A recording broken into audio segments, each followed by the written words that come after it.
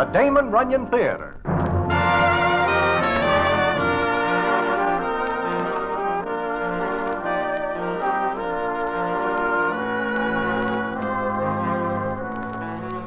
Once again, the Damon Runyon Theatre brings you another story by the master storyteller, Damon Runyon. And this one, The Lacework Kid. And to tell it to you, here is Broadway. Thanks. Well, maybe you never hear of the Lacework Kid, who is called that because when he shuffles and deals a deck of cards, it is just like lace falling from his fingers. He makes his living traveling on trains and boats and using his skill with the pasteboards. I know him very well until the war separates us, and I do not see him until a few nights ago, when I am sitting in Mindy's, and who comes in but the Lacework Kid? Well, well, long time no see, Broadway. Of all people, the Lacework Kid. Not anymore. Huh? What is not anymore? The Lacework Kid. You mean you are making a legitimate living now? Broadway. Well, when I got out of the Army, I took a job. Fact is, I'm in New York on business. You take a job? Yep, I'm through with the cards. You give up a fine career? Why? It's a long story. I have got all night. Okay. Hey, where's old Kidneyfoot, the waiter? He's around someplace, waiting on tables. You know, he taught me to play gin rummy. Oh, he does? Yeah, and I'm glad he did. Because knowing how to play it saved my life when I was a prisoner during the war. Gin rummy saves your life? How? Well, settle back, Broadway. I'll tell you all about it.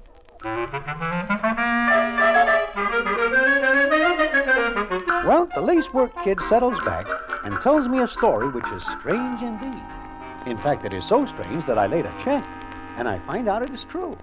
And what that story is, I will tell you in a minute.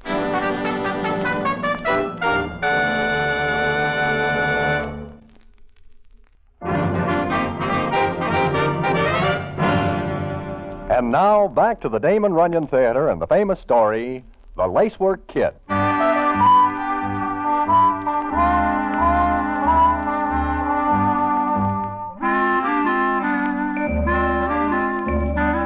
Well, the kid tells me how he gets to be a sergeant in the Air Force and is waist gunner in a flying fortress when it is severely jostled by anti-aircraft shells. The kid has to bail out with the rest of the crew, but he lands by himself out in the middle of no place. He is just trying to find his way out when the scene is as follows. Halt! Halt! Halt! Okay, Kraut. You got the gun. I ain't. Bleib stehen! Ah, you speak German. Bist du der Einzige? On rye, hold the mustard. Huh? Look, Kraut, Stand! That, I take it, means for me to freeze where I am, huh? Amerikaner, ja. American, yeah. Bist du allein? Oh, you don't understand English, huh? You lousy Nazi rat. Ruhig! Now, I know that means shut up. Stand! Herr Leutnant! Herr Leutnant! Bitte kommen Sie hier! Herr Leutnant! Tell you what, Kraut, you put that gun down and we'll play a game. Bleib stehen! Herr Leutnant! Feldwebel, was ist? Herr Leutnant! Der Amerikaner kommt aus Luftschiff. Das weiß ich schön. Ja, Herr Leutnant. Hey, I know you. Be quiet. Are you the only one? Yeah. All right. Get in front of us and walk that way. Okay, chump, okay. But I know you. Your name is Schultz, and you... Be quiet. Now move, and be very careful.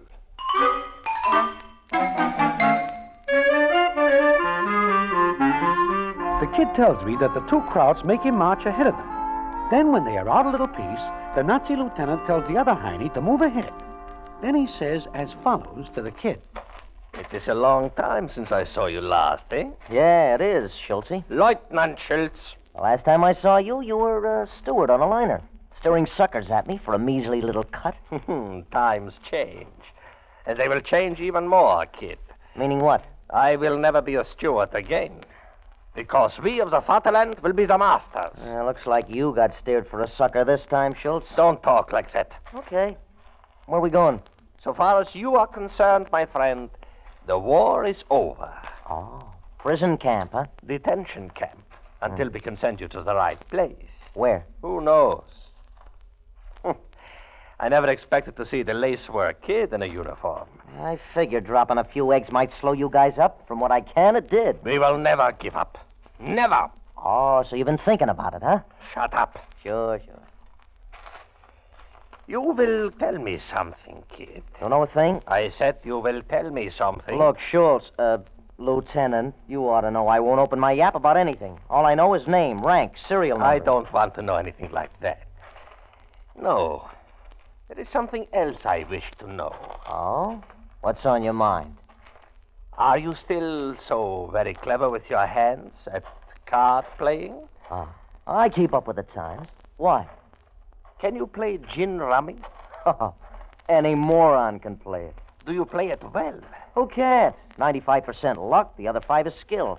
I can teach any dumb animal to play gin if I can get it to hold 10 cards. I do not mean that. I meant, can you play to win, and win only? What? I don't get you, Lieutenant. Never mind now. I will explain later. We are almost at the camp. Now, walk ahead. And if you let on that you know me, I will see that you are shot while trying to escape.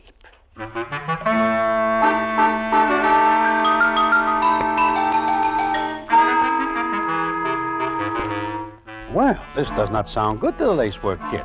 As he tells me, it sounds like Lieutenant Schultz has got something up his sleeve besides a knife.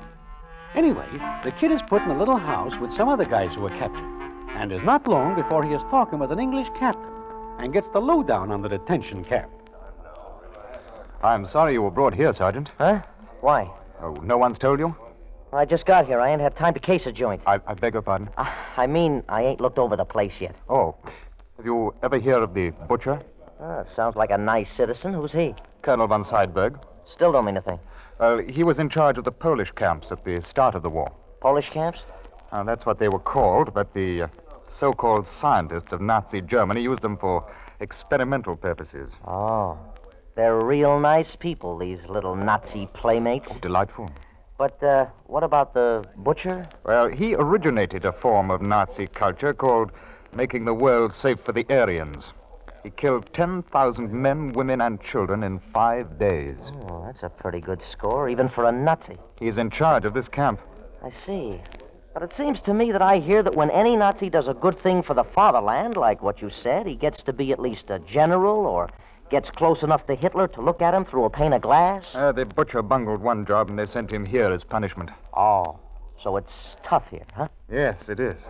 In some strange, indirect way, the butcher likes to blame us for his exile. Uh-huh. I get it. Any way out of here? Escape? Yeah. Look out of that window. So? What's out there? A barbed wire fence, electrically charged. You just touch it and... Oh. Every one of those guards you see is a born killer. Filthy sadist who use any excuse to further the glory of the fatherland and the Fuhrer. At our expense. Our lives. And what's worse, our self-respect. Yeah. I see. A guy'd be better off dead than here. That's what we thought at first. Even suicide seemed a good way out, but... What? Why give the Nazis the satisfaction? I guess you got a point. Well, I'd... Careful. Here comes a guard. That's the guy who helped bring me in. Achtung! Sergeant, you better get to your feet. Stand up for him? Please. Achtung! Achtung! One I owe you, Kraut. Sergeant O'Shea? Me. Come. Where to? Go with him, Sergeant. Okay. See you later, Captain. Yes, and good luck, old man. Thanks. Okay, Superman, let's go. Well, the kid does not know where the crowd has taken him, but he thinks he's going to be asked a lot of questions. Because at that time, the Nazis are beginning to come loose around the edges.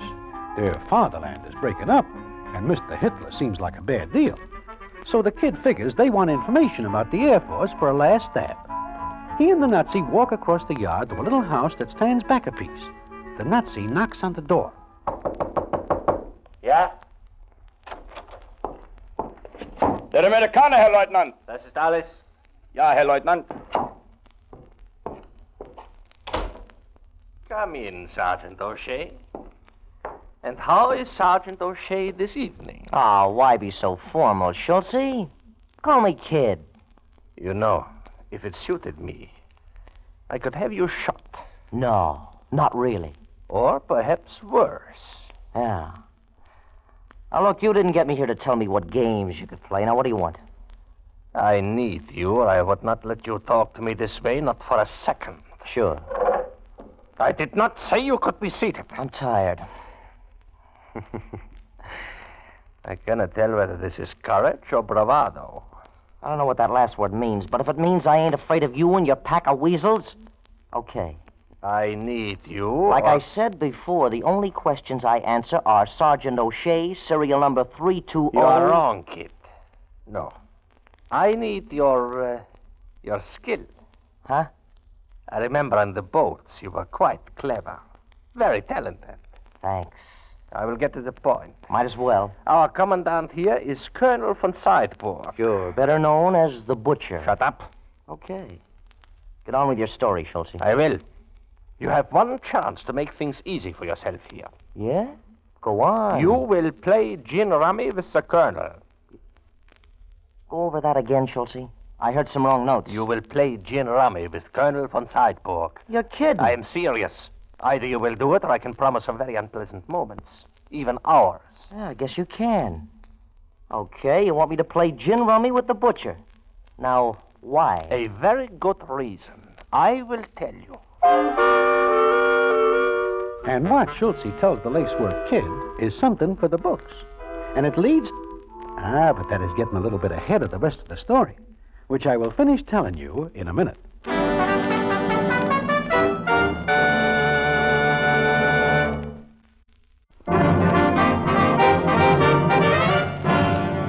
And now, back to the Damon Runyon Theatre and the famous story, The Lacework Kid.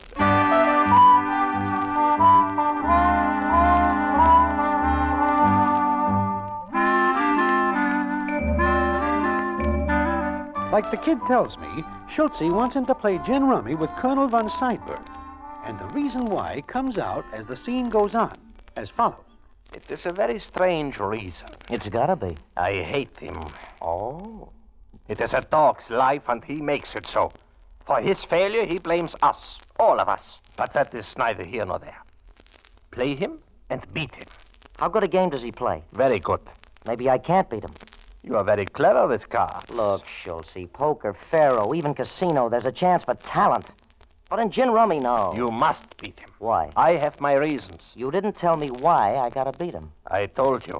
I would tell you why you should play him, not why you should beat him. Do we play for dough? Yes. And I'll beat before I start. I got no dough. And I don't think the Colonel will take my marker if I lose. You will have money. All you need. From where? I have some. My comrades have some. We will give to you. You'll give me dough to play against the Butcher? You take 25% of what you win. The rest comes back to me. Understand? Yeah, I get that part, but there's just one more question. What is it? How come you picked gin rummy, and how come you picked me? I will answer that. It is because no one else plays the game here. Oh. The Colonel learned it in America when he was an attaché in Washington. He has become, what you call... I get it, a fiend. Yeah. Yeah, I know a lot of guys and dolls like that. Once they learn the game, they gotta play it all the time. Yeah. No, that's all for tonight. Tomorrow night, you will begin to play. All right. But there's just one other thing. Nothing else. We will go now. No. You got your reasons for wanting the Butcher taken to the cleaners. I don't know whether I can do it or not, but you want it and want it bad, right? So? So I'll play. Providing you give the boys in prison house a break. They are prisoners of war. They're people. Inferior people. Okay, then you get a superior people to play gin with the Butcher. You are a fool. I could have you shot, tortured. Go ahead. You'd lose the only guy who can do you any good, whatever it is. I will see what I can do. You know what you can do. A deal, Schultze? I will try. No, you will go back. And remember, Sergeant O'Shea, you must beat the Colonel. Or... or there'll be a lot of guys shot while escaping. Huh? Exactly. Perhaps all of them.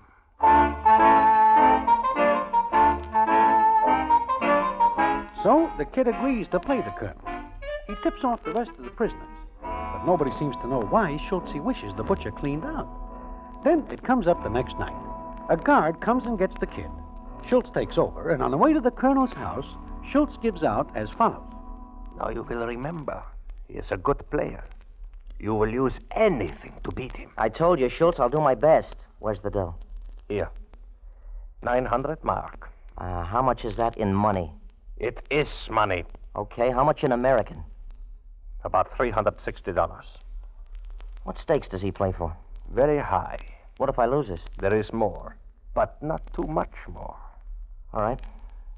These are his quarters.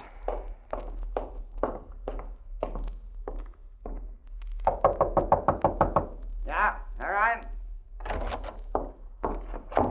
Der Amerikaner, Herr Oberst. Good. Yes. Ja, Herr Oberst. Come here. You're young. Old enough. In the American Army, you're not taught to say sir. Yes, sir. Sit down. Lieutenant Schultz has told you Told me what, Colonel? that I wish you to play in the army with me. He told me. Sir. Good. He's a fool, a stupid fool. He wants to be a captain. He is a common person, and he wants to be a captain. Well, he will not. You know who I am? Colonel von Seidberg. The name means nothing. No. You know what a Junker is? No. I do not expect you to. I do not expect an American to know anything so. A Junker is a man, a great man, a gentleman, a soldier. You know what that means? I think so. You do not. A Junker out here on this godforsaken spot when I should be commanding my regiment for the fatherland. Schultz, he is a common person. He belongs here on the dung heap. He belongs here with the swine and the filth and the garbage. All of you do. And I will put you there. All of you. I will... Look at him. Heinrich von Seidburg talking like this to a pig. That shows what I have come to. Lieutenant Schultz said you wanted to play Gin Rummy. Ah, you play well? I get by. They will see. You have money? 900 marks. Where did you get it? Oh, round and about. Oh, no matter. Here. Here's the cards. Uh-huh. You shuffle them well. Quite expertly. I played a lot. I see. Ah, you shuffle them very, very expertly. I will have to keep my eyes on you, nicht wahr? Cut for deal? Yeah. Your deal. Yeah. We will play 3 games across. When we are on all 3 games, we start another 3. We play for 100 marks a game, gins and undercut 20 each, Schneider's double. Understood? Yeah, it's pretty steep. Afraid, American? No.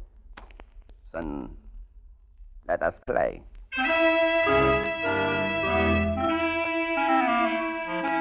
And so the game begins. The kid says the butcher is by no means a rag sucker and has more than a good share of luck. They play for 6 hours, and the kid at the end of that time is down over 400 marks. Then they quit for the night, and Schultz takes the kid back to the prison house. On the way over, he says, You are an idiot. A fool. Look, if you get the right tickets in gin, you're a genius. If you do not, you're a bum. There are other ways. Sure. That guy's got eyes like a hawk. He ain't a sucker. Schultz, he's half. You have got to beat him. If I get the tickets, I will. Make sure of it. Just what is your reason, Schultz? None of your business. I am putting up the stakes. I am backing you. So are my comrades. Lacework. It is not good if you continue to lose. Oh, so I'm on a spot, huh? You may call it that. There ain't another word for it. You will play again tomorrow night? Yeah. Starting at 8 o'clock. You will need more money. Looks like it. I'll get it for you. Okay, but... But what? Nothing. Very well. Now get back in the prison house. So the next night, the kid and the butcher play again. And the next night, and the next. For a whole week they play, and the kid keeps losing.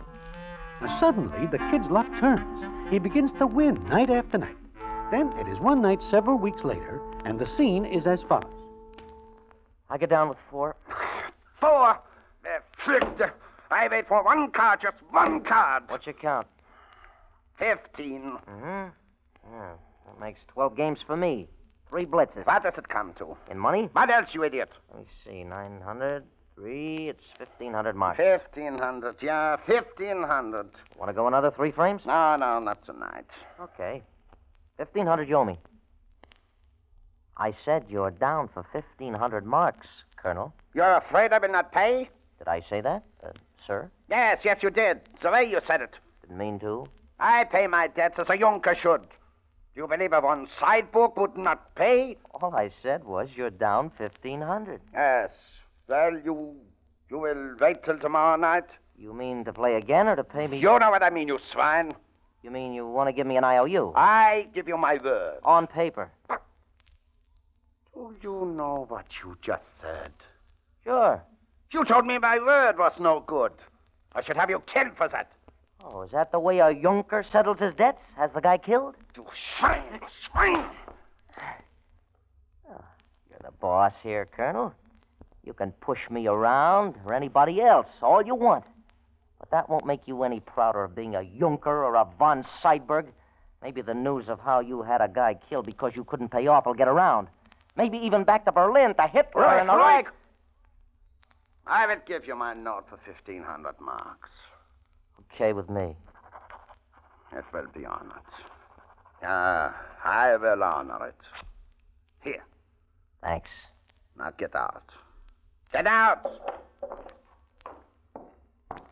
You! Yes, sir. You're a fool. Huh? Why? Get out! O'Shea. Kid. Huh? Oh, Schultz. What happened? I took him again. 1,500 marks. Got his marker for it. Good, good. Now you will have to borrow money again from me and my comrade. Huh? You mean the dough I win from him, he borrows from you guys? Yeah, each one of us has his note. Wait a minute. That don't make sense. You lend him dough so he can play with me, lose to me. Then I give some of it back to you and he borrows it all over again?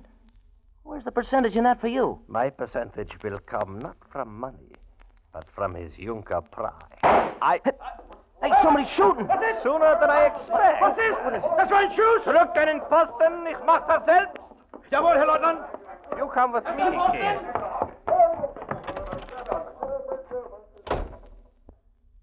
Holy mackerel. Huh. Shot himself right through the head. The only way an honorable Junker could settle his debts.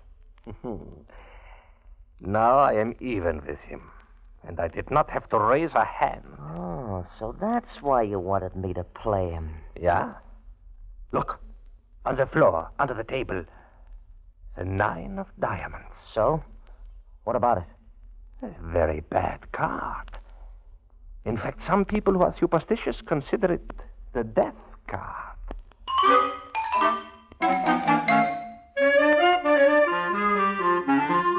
So that is the story the Lacework Kid tells me, up to a point. However, that is not the end. The payoff is even stranger than the story. And what it is, I will tell you in a minute.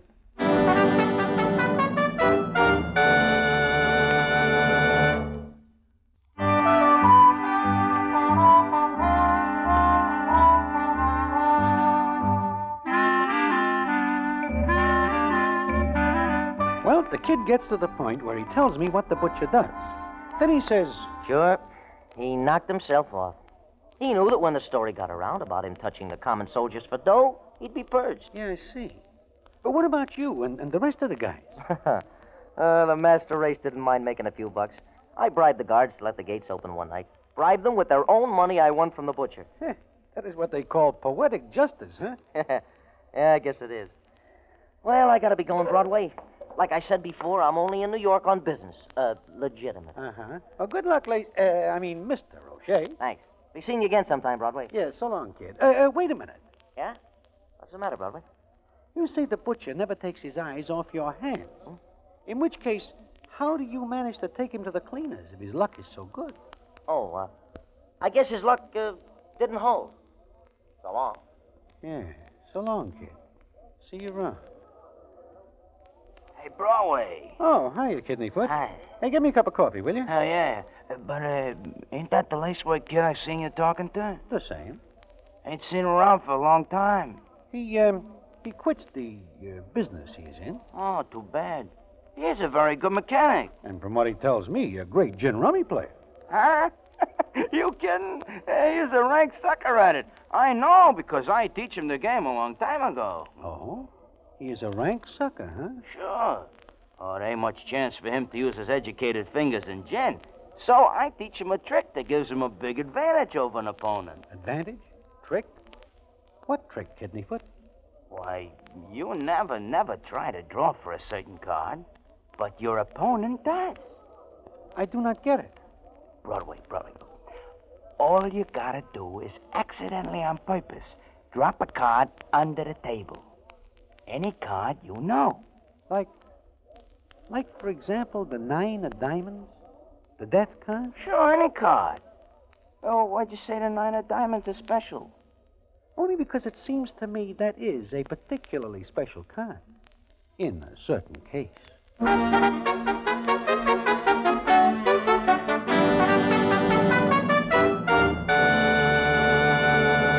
And so ends the famous Damon Runyon story, The Lacework Kid.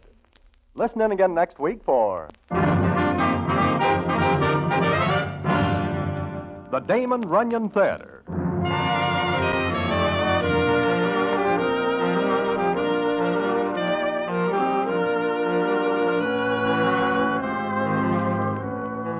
The Damon Runyon Theatre, with John Brown as Broadway, is directed by Richard Sandville, and the story is adapted for radio by Russell Hughes. Vern Karstensen is in charge of production. This is a Mayfair production.